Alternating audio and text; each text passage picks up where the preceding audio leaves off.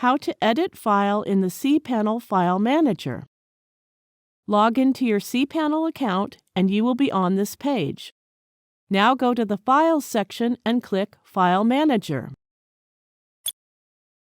There is a list of file directories. Now go to the directory where your file is saved. For example, if it is inside public HTML, click Public HTML. Now go to the file you want to edit. Right-click on it and choose the Edit option.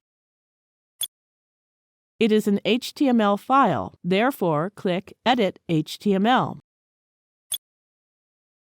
Here you can change the character encoding as per your language requirement and then click Edit.